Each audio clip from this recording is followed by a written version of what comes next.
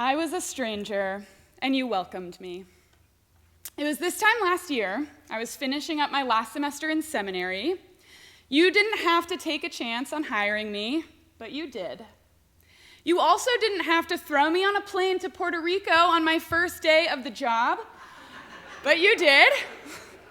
I don't know if anyone else here has had the experience of spending a week-long mission trip with 65 high schoolers that you've never met before in your life, but it is a doozy, let me tell you. Baptism by fire. We hit the ground running. Long days of construction work in the hot sun, evening field trips to see the bioluminescent bay, and every night some high-energy worship followed by some of the most moving and reflective small group devotionals I have ever experienced. It was a roller coaster, let me tell you. And I can hang, okay? This isn't my first mission trip rodeo, but still, I was a stranger to these people. In the back of my mind, I was half expecting someone to get up in the middle of worship and point at me and go, "She doesn't even go here," right? Like, who is she? But the crazy thing was, they didn't do that, not even close.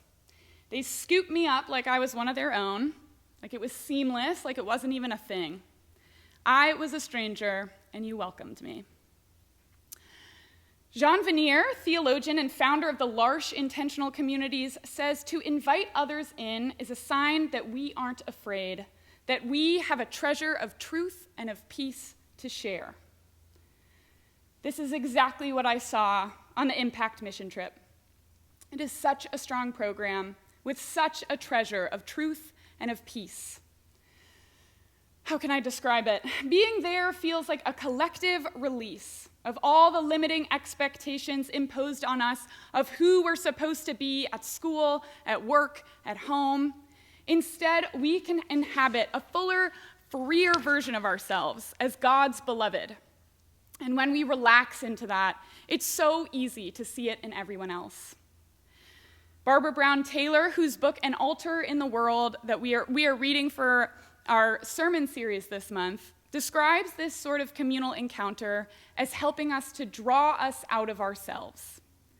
With things like volunteering, she says that you know you can arrive back home dirty and tired, but also oddly refreshed, with more lift in your heart than you could have gotten from a day at the beach. She gets it.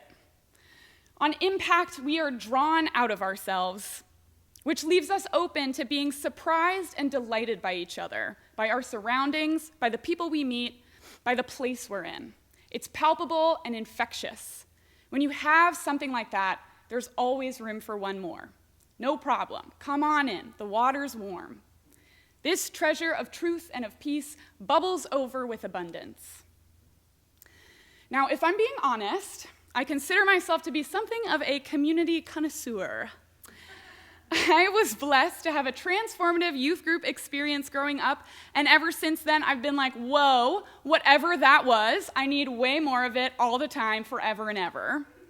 I have spent years living and learning in various kinds of communities, a Buddhist community center in Philly, a Christian farm in Georgia, a soup kitchen in Boston, among others, and I'm chasing the secret. What makes them work? What makes community so special, so essential to our thriving? What is it about our Christian faith that is so deeply tied to the experience of being in community? Each community I've been a part of has helped me uncover a little more of that secret. I expect this gradual uncovering will turn out to be a lifelong journey, but here's what I've learned so far. When we offer space that invites people to be freely themselves, they show us God. Jesus tells us clearly, when we feed the hungry, we feed him. When we welcome the stranger, we welcome him. Within every person lies the spark of the divine. Our practice of welcome, of community, helps us draw it out of each other. Christine Pohl, another community connoisseur, believes that hospitality is at the heart of Christian life, drawing from God's grace. She says we respond to the welcome that God has offered us and replicate that welcome in the world. When we replicate that welcome, we can't help but see God everywhere. Our theme for Impact this year is divine image. We're talking a lot about how we are made in the image of God and thinking about how we are called to live into that divine image in our daily lives. Part of understanding how we ourselves are made in God's image is coming to grips with the realization that so is everyone else. This realization requires us to draw outside of ourselves and recognize each other as subjects, not objects. We must do the difficult spiritual work of truly encountering each other. This means treating each other not as people that we can utilize, change, or control, but as full and complete beings that exist outside of their usefulness to us. When we make space that invites people to be fully themselves, we must do so without the strings of expectations that they will act as some kind of means to our own ends. Today is Earth Sunday, so you'll allow me to get on my ecological soapbox for a second and suggest that this concept of treating others as subjects is not just limited to the human other.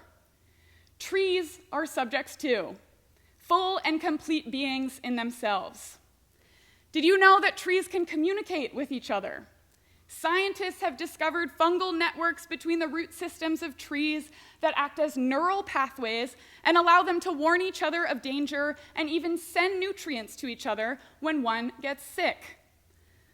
I was sick and you took care of me. Trees are out here practicing Jesus' teachings in more complex ways than we could ever dream of. We could stand to learn a lot from trees if we open ourselves up to a true encounter. The natural world actually contains some of the wisest teachings we have on the subject of community. Natural ecosystems are literally made up of tons of different organisms that have created space for each other to be fully themselves and thrive together. It's almost like, stay with me here, it's almost like God planned it that way. I'm reminded of Joel Salatin, self-proclaimed lunatic farmer who gained notoriety for his wacky way of farming, which rests on the concept of mimicking natural systems. He wanted nothing to do with the GMOs and the pesticides and the antibiotics of conventional and factory farms, and he'd rather do things the good old-fashioned way, the way nature intended. His theory of farming holds that when animals and plants do what they were made to do, it results in an efficient and productive livestock farm. He rotates his cows on different pastures, making sure not to overgraze the grasses. Their manure fertilizes the ground, and their grazing helps the grass root deeper into the earth, enriching the soil. Then he takes the chickens who eat bugs out of the cow manure and thereby prevent disease, who leave behind nitrogen-rich manure themselves that again help the pasture thrive. Now he's got happy, healthy animals on vast plains of free gourmet grass buffet, with great growing soil and no outside pesticides, fertilizers, or antibiotics involved. All of these creatures are given the space to be fully themselves, to lean into their essential cowness, their fundamental chickenness. Together, all their different functions work in harmony. This harmonious ecological balance calls to mind the body of Christ, as it is described in 1 Corinthians. There are many parts and one body.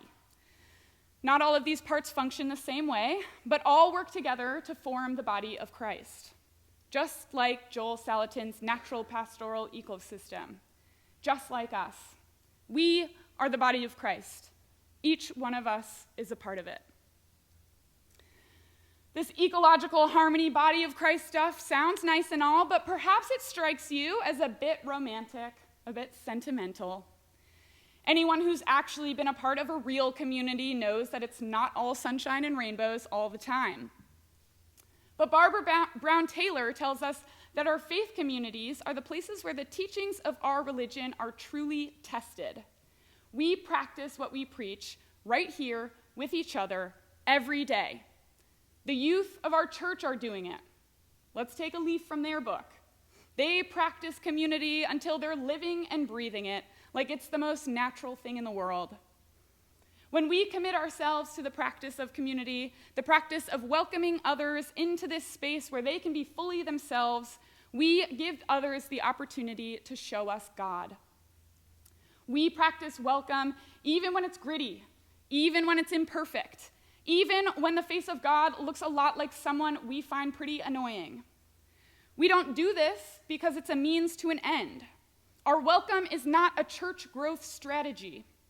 Our welcome springs up from the treasure of truth and of peace that we have to share, from our conviction that Jesus is out here somewhere, hiding behind every corner, waiting for us to see him. I was a stranger, and you welcomed me.